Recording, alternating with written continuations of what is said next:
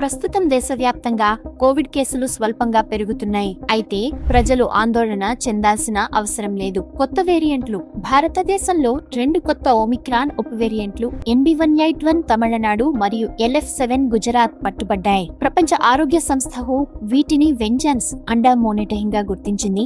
అంటే ఇవి గమనించాల్సినవే కానీ పెద్ద ప్రమాదం కలిగించేలా లేవు. దేశవ్యాప్తంగా కేసుల స్థితి ఈ విధంగా ఉంది.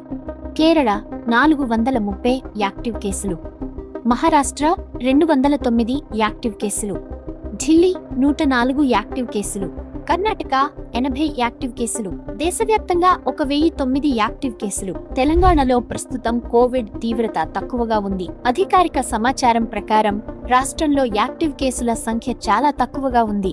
ఆరోగ్య శాఖ ప్రజలను అప్రమత్తంగా ఉండాలని సూచించింది. లక్షణాలు, అజాగ్రత్తలు.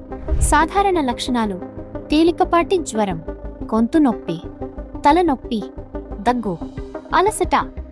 తీసుకోవలసిన జాగ్రత్తలు: బహిరంగ ప్రదేశాల్లో మాస్క్ ధరించండి, చేతులను తరచుగా శుభ్రంగా కడగండి, సామాజిక దూరం పాటించండి. లక్షణాలు ఉంటే వెంటనే వైద్య సలహా తీసుకోండి. కోవిడ్ ఇప్పుడు ఎండమిక్. ఆరోగ్య నిపుణుల ప్రకారం కోవిడ్ ఇప్పుడు సీజనల్ వ్యాధిలా మారింది.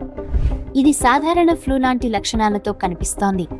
అయితే వృద్ధులు, గర్భిణీలు, చిన్నపిల్లలు మరియు ఇతర ఆరోగ్య సమస్యలున్నవారు ప్రత్యేక జాగ్రత్తలు తీసుకోవాలి. ప్రస్తుత పరిస్థితి గురించి మరింత సమాచారం కోసం ఈ వీడియోను చూడండి.